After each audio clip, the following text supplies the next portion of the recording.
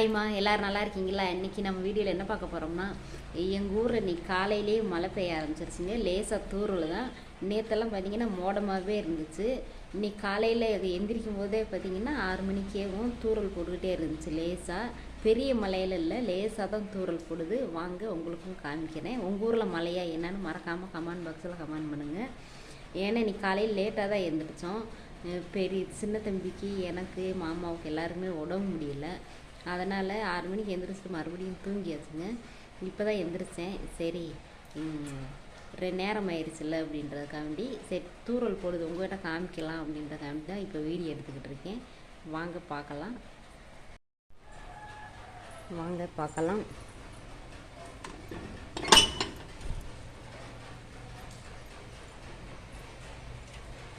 லேசாக தான் இங்கே தூறல் போடுது.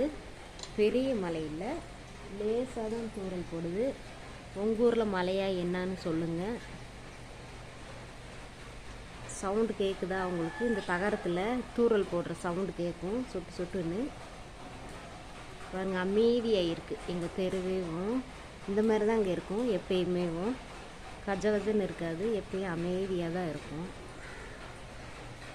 பாருங்கள், இந்த இடமே நல்லா பார்க்கவே அவ்வளோ அழகாக இருக்கும். பாருங்கள், இந்த மரமெல்லாம் பார்த்திங்கன்னா ஏப்ரல் மேலே மார்ச் ஏப்ரல்லாம் பார்த்திங்கன்னா இந்த இலையெல்லாம் உதிர்ந்து அப்படியே மரம் மட்டும் தான் இருந்துச்சு. இப்போ பாருங்கள் எவ்வளோ பச்சை பசேறு நல்லா மரம் எல்லாமே தழுத்து இலையெல்லாம் வந்து பூ எல்லாமே இருக்கு. பாருங்கள், பார்க்கவே அவ்வளோ அழகாக இருக்குது. காலையில் எந்திரிச்சு பார்க்கும்போது இயற்கையோடு ரசிக்கிறதுக்கு அவ்வளோ அழகாக இருக்கும். பச்சை பசேர்னு பசுமையாக இருக்கும். தண்ணியும் அங்கே இருக்குதுங்க. ஆனால் அந்த செடி எல்லாமே மறைச்சிருச்சு, அதனால் தண்ணியே தெரியல.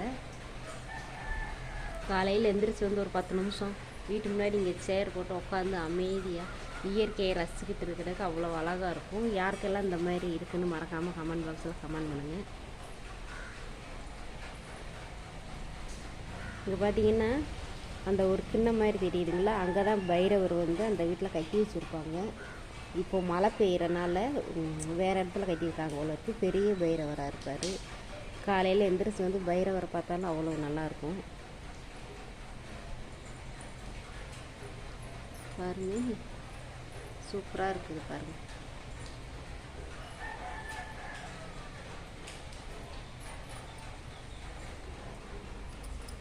நியூஸ் பேப்பர் போட்டிருக்காங்க, எடுத்துக்கலாம்.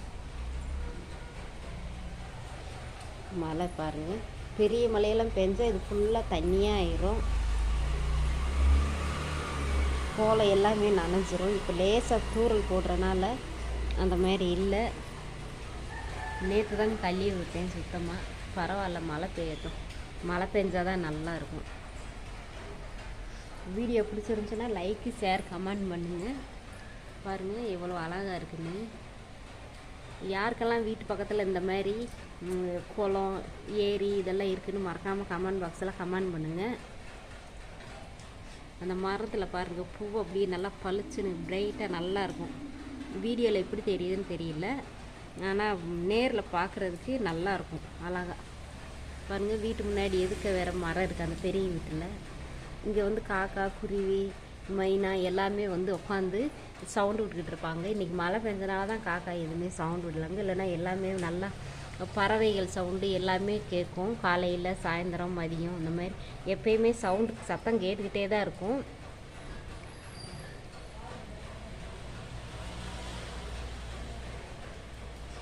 இந்த வீடியோ பிடிச்சிருந்துச்சுன்னா லைக், ஷேர், கமெண்ட் பண்ணுங்கள். பாய், நன்றி, வணக்கம்.